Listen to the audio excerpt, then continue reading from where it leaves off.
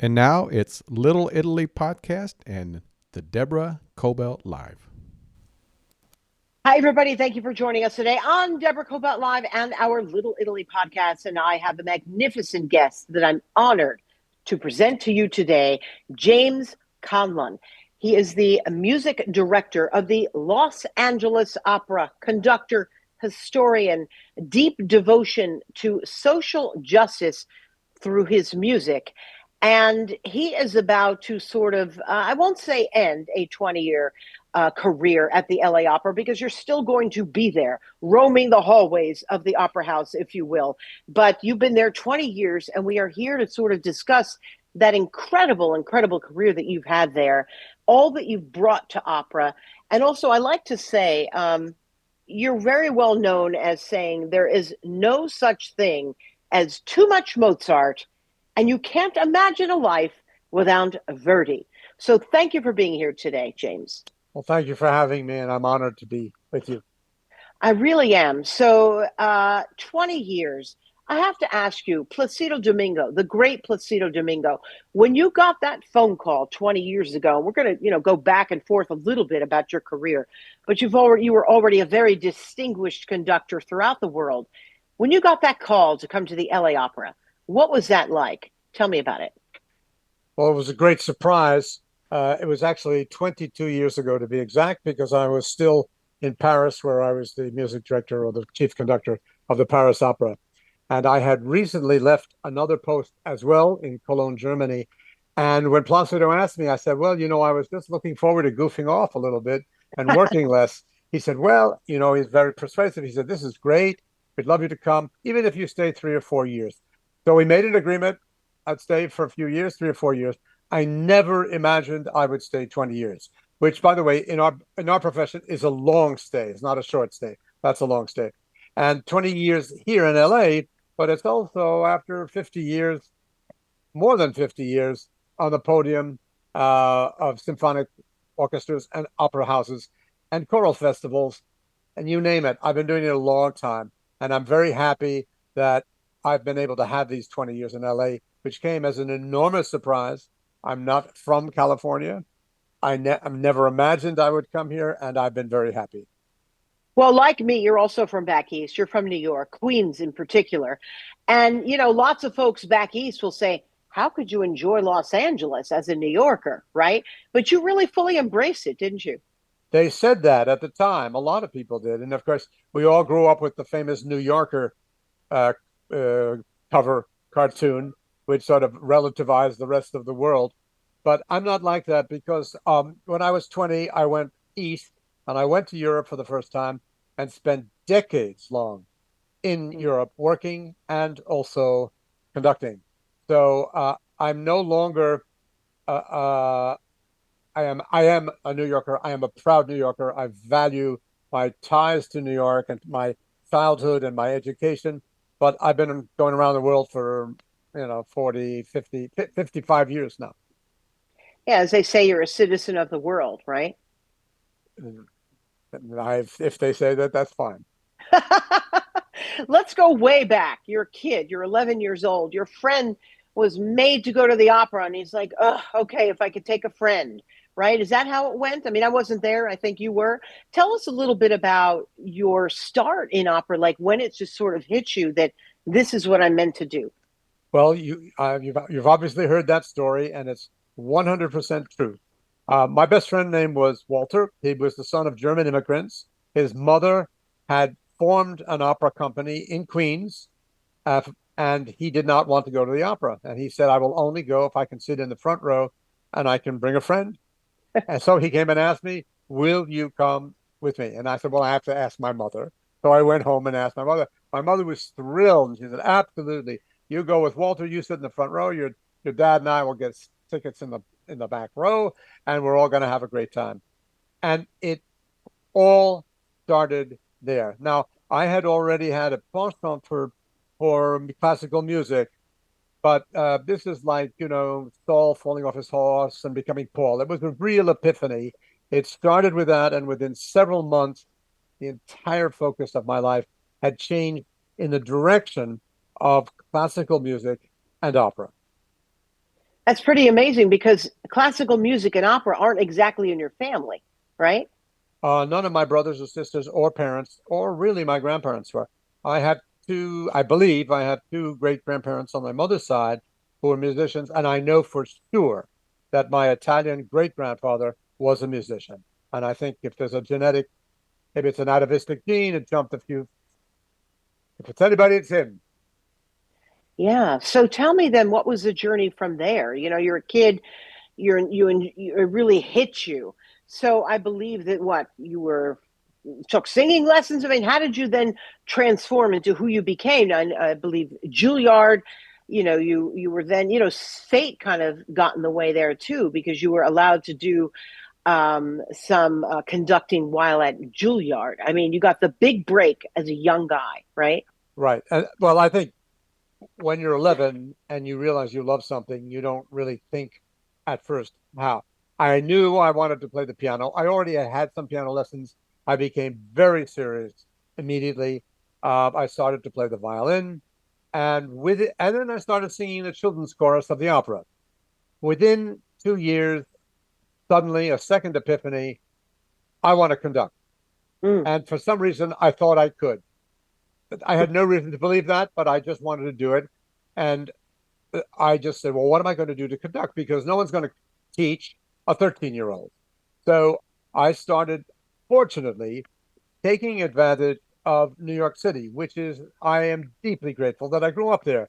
There were not only all the great concert halls, Carnegie, the new Lincoln Center, lots of other venues. There was the New York Public Library. You could get music, you could get scores. So I took advantage of everything I could, in addition to standard piano lessons and violin lessons, and then started really going to the opera. I started going to the Metropolitan Opera when I was about 13, and then I became addicted along with one of my brothers, who is not a musician but really loved going. And so that was our that became our life in New York. I did my homework. I went to the High School of Music and Art, which you may know from Fame. I mean, it wasn't exactly as you see it in the movie, Right. but it was something of that caught the spirit, a little exaggerated. I went to the High School of Music and Art, loved it, and then went from there. I got into Juilliard when I was 18. That's where I had my first real training formally as a conductor.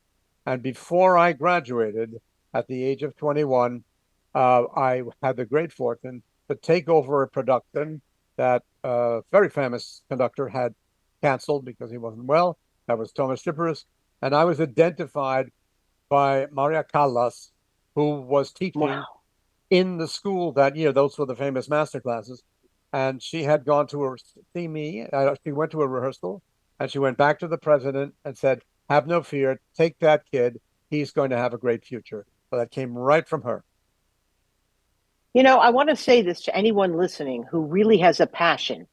Just keep going because something will happen, right? You slid in at a moment that wasn't expected. Now, granted, your talent would have taken you anyway, but because you kept at it and because obviously you had a great talent, it found you as well. And I really implore people to remember that if you really have a passion for something, continue on with that. Now, let me ask you, especially as a young person, because I remember my parents absolutely loved the opera. They moved to Sarasota, Florida for my dad's work, actually, and they both became very involved at the Sarasota Opera. I don't know if you've ever been down there, but they have a terrific, terrific opera house there. And I remember I was quite young and I was like, yeah, but it's all people just singing. It didn't make sense to me. It didn't resonate as a young person. It does now. But how do you get someone who doesn't quite understand opera to understand what it is, what they're saying, what they're doing, the costumes, all of it, the passion? How would you explain it to someone like my younger self? Well, first of all, I am familiar with Sarasota because my wife, who was an opera singer, sang there. And by the way, the Sarasota Opera has been led by Victor Durenzi for years, and he is the only person I know, including myself, who has conducted every Verdi opera that there is. And he too is just retiring this year. We know each other from the Metropolitan Opera standing room line as New Yorkers. And so Sarasota has been very fortunate to have had that kind of person at the helm of their opera. So I know all about it. And what would I do? I say the same thing I say to all children and parents and grandparents.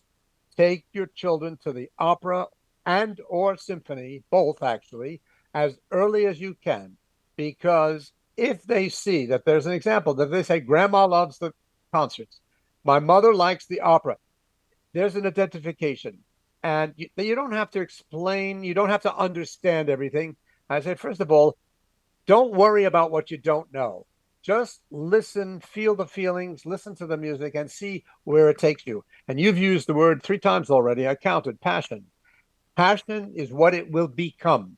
And Yeah. I say this to everybody, be it music or be whatever it is in life, it can be medicine, it can be law, it can be history. If you find your passion, follow it because you will never tire of it. And it will, whatever you do in life, it will never be work. Uh, Conducting is not work for me. It is my passion. It's what I want to do when I wake up in the morning. And so that has kept me going all my life through all the ups and downs that life naturally brings, and every life has them. Passion will bring you through. And passion, with passion goes curiosity. So I highly recommend just feeling. And then you feel, okay, then you start to say, well, I want to understand better. Then there's ways to follow that up. But it is not an elite art form. I repeat, it is not an elite art form. There's nothing elite about me. I took the subways as a kid, my entire childhood in New York City. I just love the opera, and I love chamber music concerts and symphony orchestra. I also love baseball, but that's nothing elite. It was just me. And okay, so maybe I had some talent, but you don't have to have talent and you don't have to become a professional.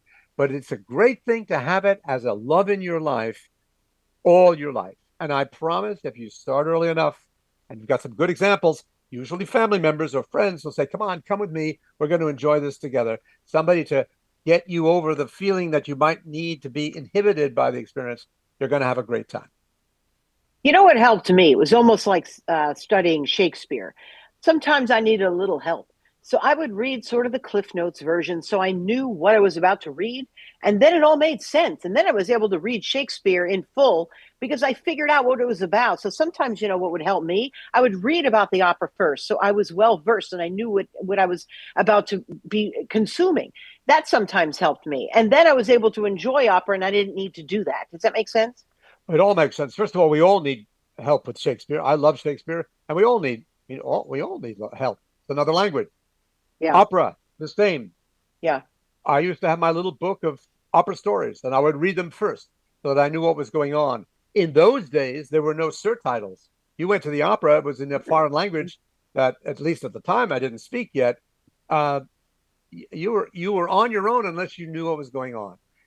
That's not even a necessity. First of all, we have the internet. You have thousands of sources of how to read the story, and that's a great technique you used. Get to know the overall picture, and Yeah. then you can go into the details. And if you really want to read the text the way you read Shakespeare, you can read the text online. Yeah. They'll have it in Italian or German with translation. So it depends on how much you want to familiarize. But don't make a burden. Make it a function of curiosity. I want to know this story. What happens in this story? Who are these people? Why are they doing that? You'll have a great time already, and then you'll be able to relate it to the music you're hearing because in most cases, the greatest dramatist is the composer, was the composer. And the composer will tell you when to be angry, when to be sad, when to be ecstatic with joy. The composer will lead you through it. How do you do what you do? You're presented with a piece. Um, how does the conductor conduct? What's the first thing that you do? Who do you meet with? The entire production just seems so big. I mean, I imagine for someone like you break it down. How does it work?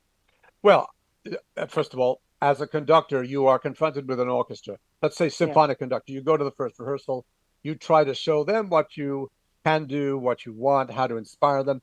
And meanwhile, they're looking you over, I assure you, and they're yeah, decide, can we work with this guy or not? And that's a chemistry, and sometimes it works and sometimes it doesn't. But your first job is to communicate, and you use the rehearsals to do that. Now, an opera house has a particularly complicated way of preparing a production. And by the way, one often hears references to opera conductors as if it were a lower species, something lower on the food chain. I won't go into this, but I bristle when I hear that, because any of us who do it and symphony orchestras know perfectly well it is far more difficult technically and in some respects intellectually to conduct an opera than it is to conduct a concert. Uh, Oh, and why is it technically difficult? Because of the space. You have this enormous theater. You have an orchestra underneath you. You have to coordinate sound from below. You have to coordinate sound from afar the on the stage. You have people moving around. You do not have that when you do a concert, and they're moving targets. You've got to coordinate them. You have solo voices. You have choral voices. You have the orchestra as an instrument, but that has many individuals in it. So you are forced to coordinate a much larger, more complex group of people. And then there's the whole question, which I think is essential. And I say this to students who say, well, I want to know how to conduct an opera. Show us how to conduct an opera. And I said, come back in a year. I said, first of all, unless you are attracted to theater, unless you are attracted to language and vocalism, that is the human voice, which is the basic instrument involved, and unless you develop an instinct for all of that, you're unlikely to be a good opera conductor, because you have to have a sense of drama. It's like saying, well, I want to be an actor, but I don't want to act. No, you're going to right. conduct an opera. You've got to understand drama. Wow. How many have you done? I have the number somewhere here in my notes at the Los Angeles Opera. I believe you've had a total of 519 performances there. Am I right? You're in the ballpark. I'm not sure exactly the number, and I've done about 70 operas here. Yeah, In my 70 life, operas. in Say it my again. life, yeah, that's 70 operas that I think, and over 500 performances only at Los Angeles Opera. However, at my age, I am somewhere close to 2,000 performances all over the world. Oh my Operas God. only. We're not even counting concerts, which is probably a higher figure than that. So I'm experienced, if nothing else. I don't know if I'm good or bad, but I've been doing it a long time.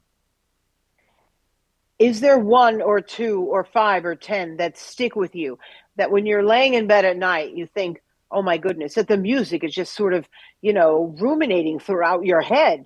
I mean, I can only imagine someone like you. Do you think about it? Do you dream opera? What's that like? Because it's really a magnificent talent that's so unique. Tell me about that. Well, it's yes, I do, but it's not just opera. If Uh, you get what they call earworms, and if I've been working on a Mahler symphony, or a Beethoven or a Mozart symphony, and it's in my head, it stays in my head. Uh, but and do wow. I have a favorite opera? No, I have 50 favorite operas. And do Of I have a course. favorite composer? No. Let's go. Bach, Haydn, Mozart, Beethoven, Brahms, Schumann, Wagner. Go down the line. That you know, there's no way. If you had an infinite number of children, you can't love your children more than the other. They're all your children, and okay, they're different. And sometimes you like what they do, and sometimes you don't like what they do. But they're all your children, and you love them differently, but in a certain way equally.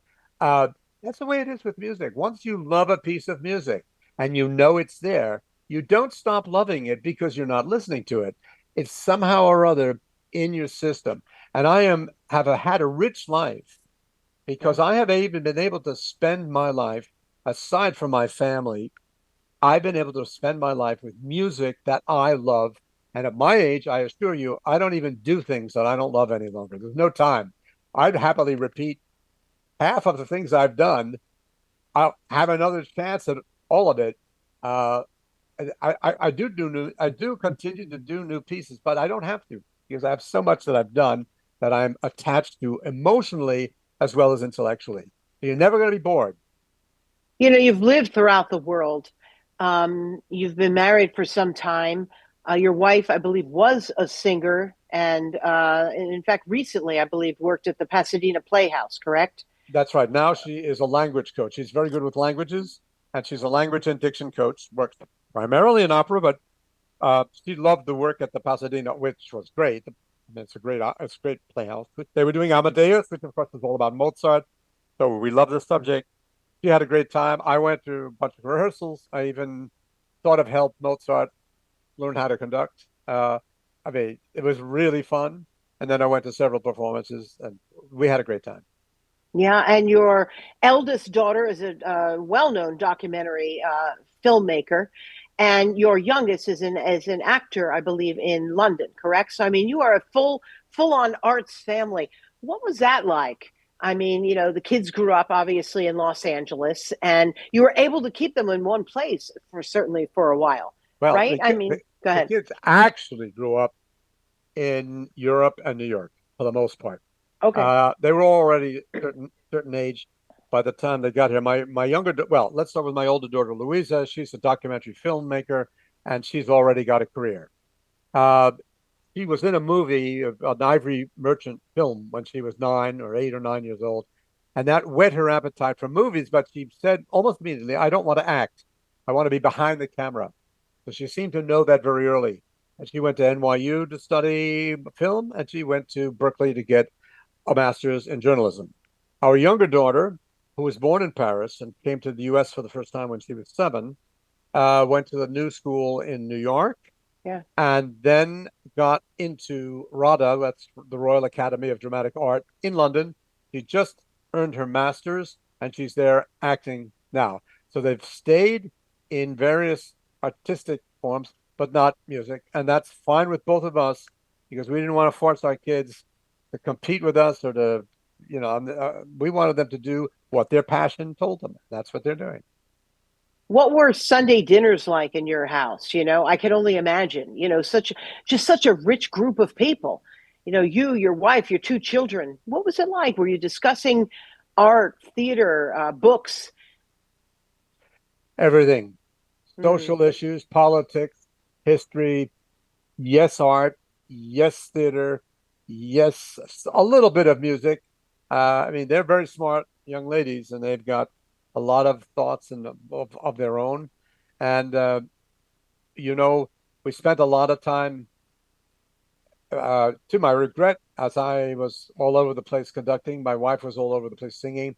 We're really benefiting from these later years. In fact, COVID was a great gift to us because Mm. we all came together in Los Angeles and spent a year together. And I remember that moment when my younger daughter says, Papa, I've never seen you every night for dinner. I said, oh, Oh, that's not true. When I was in Paris, she said, I don't remember. And one of my great friends, Marilyn Horn, whom I'm sure you've heard of, yeah. great singer, said to Yeah. me, "You're going to see when they grow up, you're going to remember is getting on those planes with 15 bags and trying to get them and the au pair and everybody else on and off the plane, and that's all you're going to remember. And what they're going to remember is you were never home, Mom. We were never together." So that's just the way that's sometimes just the way it works. It is not an easy life to be No. a performing artist, especially being itinerant. And there's no such thing as a conductor or a singer or frankly anybody, pianist, violinist, or anybody who is not itinerant to some degree. So you just have to find your way with it. But we are, my wife and I are enjoying our golden age, enjoying watching our daughters do what they have a passion for doing, and we try to be supportive and not to. We don't like to interfere. They don't like us to interfere. So, you know, we're up to that point in our lives. Talk to me about when you said you cannot imagine life without Verdi. Is there a particular piece or two or three? I've asked you sort of this before, but that really sticks with you because you said that. Clearly, you have a great love for the work. Same with Mozart, and I believe who else? Wagner. You talked about that as well. Like you just have such a thirst for these Right. artists. Talk to me about that. Well, they're not the only ones, but Verdi and Mozart are in a special category. Hmm. For one reason, my epiphany was La Traviata when I went to the opera when I was 11. I could never imagine a musician not loving Verdi, although there are many who don't. And so for me, because he came to me so naturally, and at an age when you don't filter, you don't have prejudices, you don't have snobby ideas. Some of us get snobby ideas eventually. Hopefully, we lose them. There are other people who have snobby ideas. Pay no attention to snobby ideas. I want to just give that advice to everybody. Uh, if you don't like the piece, there's something wrong. Not with the piece. You just haven't gotten it yet. And Verdi was with me from the beginning. Mozart was with me from the beginning, and I can't imagine life without them. And in Mozart's case, that involves all the symphonies he wrote, all the concertos for piano and violin. It involves the sacred music. And I love Verdi as a human being, and I love Mozart as a human being. Wagner's a different story.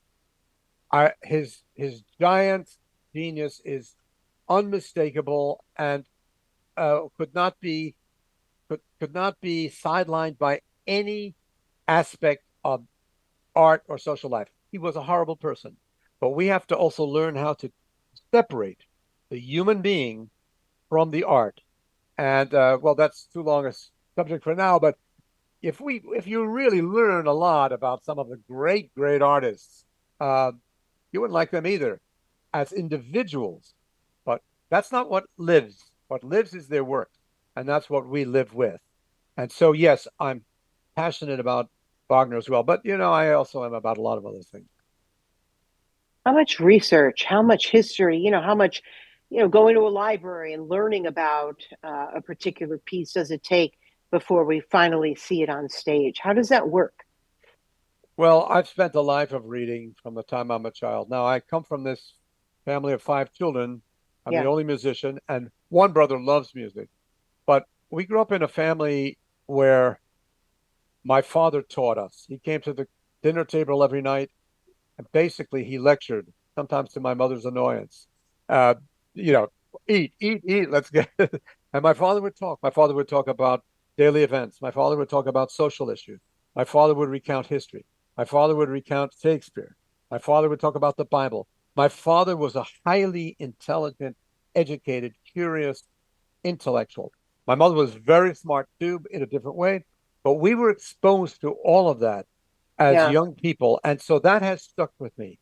That's one of the things that I treasure about my family and about my background as much as anything else, and I owe much of that to my parents, and also to the fact that I was the fourth child, and so I heard a lot of conversation over my head. And it was very Yeah. often at the dinner table, you talk about the dinner table. And my mother would say to my father, his name was Joseph. She called him Joe. Joe, he doesn't understand that. He's too little. He says, yes, he Ah. does. He understands. My father was right. And my father was right to do what he did. And so I got all of that stuff. And so my interest in social issues and history comes largely from that background. When I when I became interested in classical music, my mother was delighted because she had a nature for it. She's the one, Mm. after all, whose grandfather was the Italian immigrants. My father was not musical, and he was astounded, and it took him years before he really began to get it that I was a classical musician. He got it eventually, and then was very proud, of course. But I had that kind of background, and it has stuck with me, and I think it's informed many of the decisions that I have made in life and even in my art. Talk to me about mom. I believe you are Italian on your mom's side, correct? That's correct. And Talk my to that. German German on the other side. Back in those days, they were married in the 1940s. That was considered an interracial marriage. Uh, we were Roman Catholic, brought up very strictly Roman Catholics, but a kind of Roman Catholic that you don't always see as much, which is a very left wing, socially conscious. They became involved in the organization of shouldn't say organization, in the union movement, spearheaded by Right. Dorothy Day, who was a great hero at the time. And they were idealists and they were Catholic. And the whole idea was we want to help workers organize themselves, not like the Marxists, who believe in revolution, who believe in violence, and also who, by the way, were atheists, which they were not. That was the movement, and that's how they move, and that was the basis of almost the basis of the philosophy. I watched my father. My father became very active in civil rights, and he used to take me to talk. I met Martin Luther King. I mean, that was our background, and so that has stuck. That made a profound effect on me, and that stuck with me. Hmm. Because also, let's talk about recovered voices, which I know you're deeply passionate about. Could you share with our audience what is that and some of the other social justices that you are involved with primarily through your work, through your music? Well, I'd find a way to get involved no matter what I was doing, but it Yeah. happens that I have the tool of music. Recovered voices is a coin that we termed here at Los Angeles Opera to designate composers and compositions whose music fell into neglect during the 1930s, 40s, and remained neglected due to the Nazi genocide. So there's a vast amount of music that should be played right aside from everything else we know from the 20th century, but their chance in life was damaged, to say the least. Some of them were murdered, not a Mhm. lot. And I want to say this is not about music written in concentration camps, although there was some. It's about the fact that we who have inherited classical music have the privilege to hear everything from Bach into the 20th century without a filter. But then in 1933, there was an artificial filter, and mostly in the Germanic speaking countries, although that did not exclude Italy. Music was cut off. Those musicians were cut off. They had no place to go. A lot of them emigrated. Brain drain in Europe has been brain gain in the United States. We got a lot of those immigrants. And a lot of them came to Southern California. A Hmm. lot of them became professors, became teachers, composed here. Many composed in Hollywood. We were the beneficiaries of that tragedy. Right. But the music has remained neglected. And so I determined actually all the way back in the 1990s when I was based in Germany in Cologne, I became involved in this issue because first of all, I love the music. And it's got to Yeah. start with that. It has to start with you loving what you're hearing. Yeah. We're not proposing people from the moon or stuff that's like way out there. We're proposing people who were part of what should have been the mainstream and was excluded. Most of them Jewish, but not all of them. There were some that were excluded on political grounds. So this passion inflamed me, and I've been at it since the 1990s. And in that very first, very first talks and meetings with Placido, I said, Placido, if I come to LA, first of all, I wanted to be able to do Wagner. He said, well, that's not a problem because we want to do The Ring. I said, well, there's a reason right Mm. there for me to come. And so I did. But I said, I have this passion for this. We didn't even have a term for it, uh, these composers. So now I'll be transferring a lot of my activities to the Colburn School in conjunction with this subject. They've renamed it Music Restored, but it's the same thing. The essence is the same. Yeah, that's actually magnificent. And for young people to study that and to understand the history, because it's great to study in place, if you will. But you've got to know what came before us, and you've got to know what came before us, even if it's not really written about. Like there's so much to learn because you mentioned earlier the libraries. I mean, the greatest libraries. I also would go to the libraries in New York. It's such an exciting place to be, right? It's massive, it's huge, you could study anything. I hope young people are still doing that wherever they are they still, in fact, I in California, I drive by my local library and I think, oh my goodness, are there still people in there? Are young people in there? What are they studying in there? Or are they primarily on their tablets or on their phone at home? I don't know, but it's very important to still do all this and to learn, so that it's not forgotten. So thank you for doing that. Well, as an older person, of course, I spent so much time in my life loving reading. Yeah. I know they're reading. They're reading their phones. They're reading, and it doesn't matter where you read it, but you should read because there is so much we need to know. And I am also troubled when I now work with students who are in their 20s who actually don't know what went on in the 1940s and 1930s. And I Yeah. think that's also a danger for our country and our society because if you don't know that it is possible for dictators to take over and do terrible damage, you Yep. may not be vigilant enough to realize that we cannot allow that to happen. No, and you have to be vigilant enough to know when it's happening modern day and to be able to interpret all that. So, to your point, I couldn't agree with you more. Thank you for bringing that up. I want to circle back a little bit to your mom being Italian because we're also Yes. going to put this on our Little Italy podcast. Talk to me about some of the Italian influences. Did you have the typical Italian influences growing up? I mean, what was that like? Well, yes, and I think that the part of our extended family that I loved the most was the Italian wing. And the Italian wing meant lots of uncles and aunts and their families and cousins and meals and getting together and being warm Italian families. Our grandmother lived with us for a good deal of our childhoods. And she was, I think there was no question that she was everybody's favorite person. She Yeah. was warm. She gave us ice cream. She gave us pasta almost every day.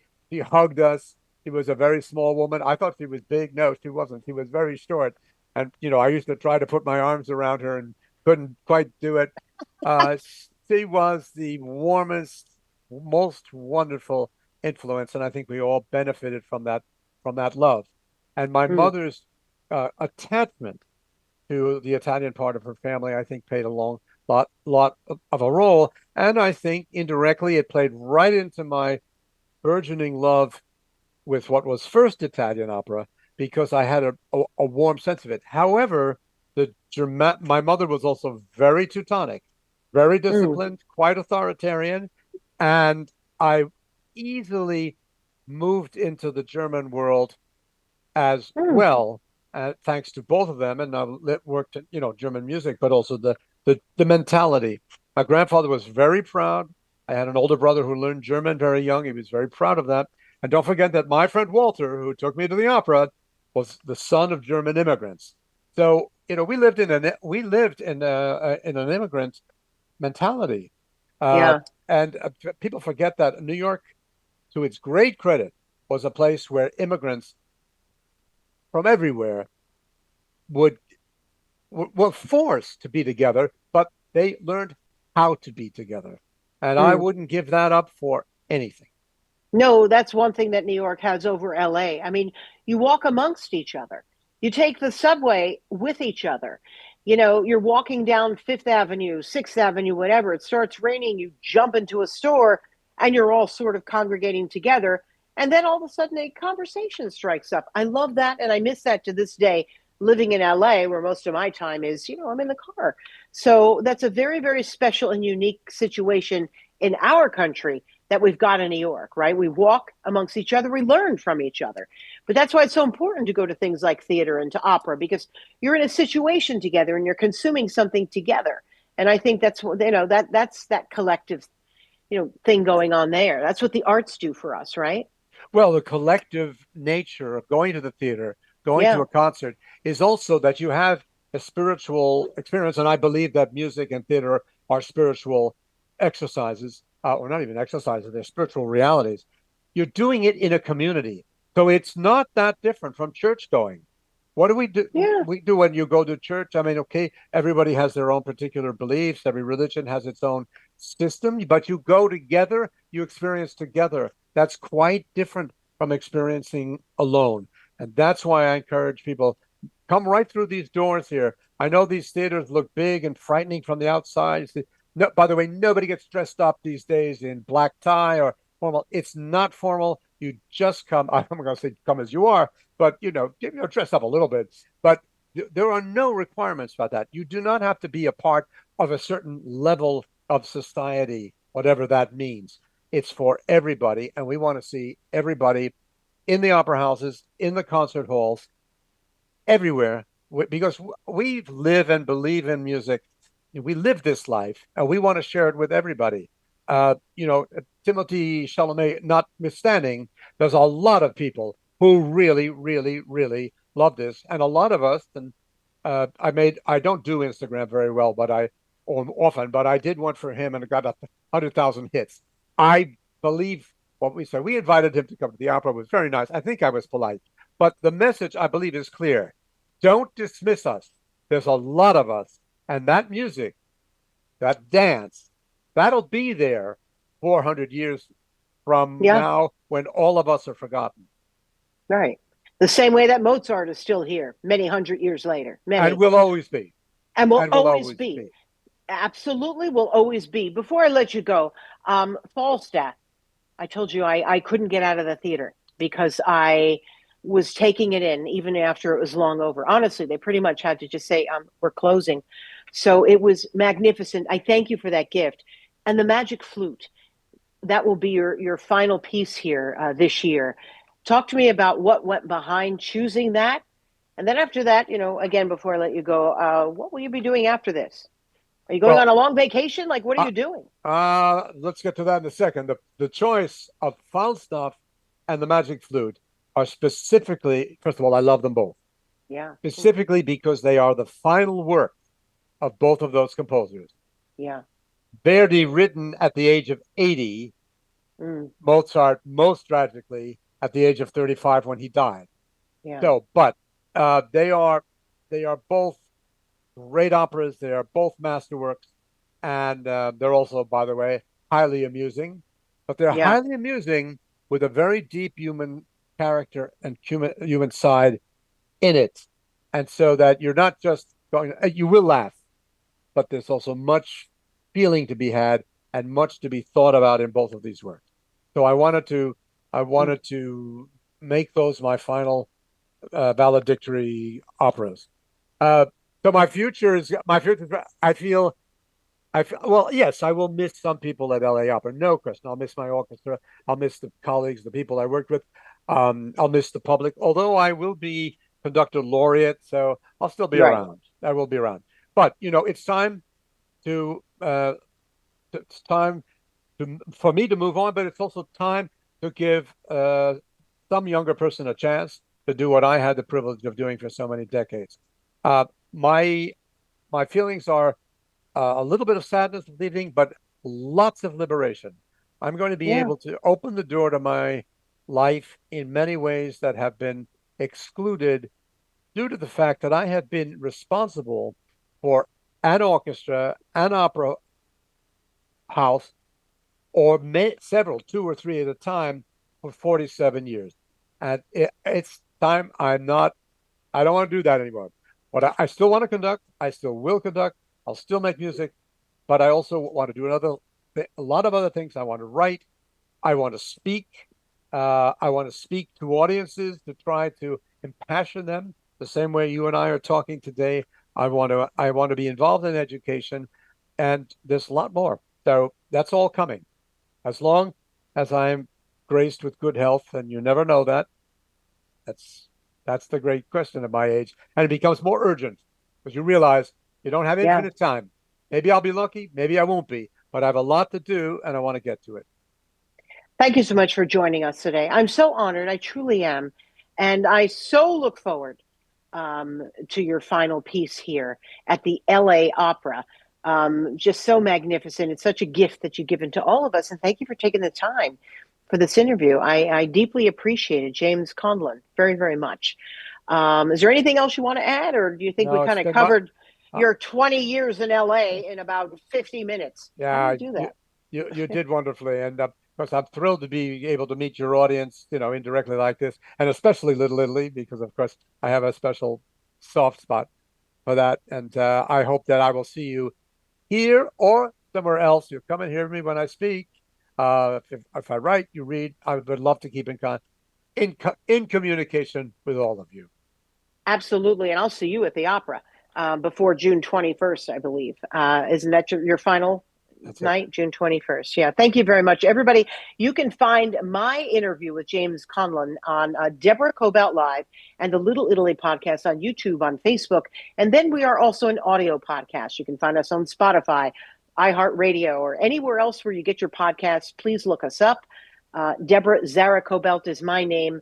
And we're just really quite honored. Please share this with your friends. It's a really unique opportunity to have this conversation.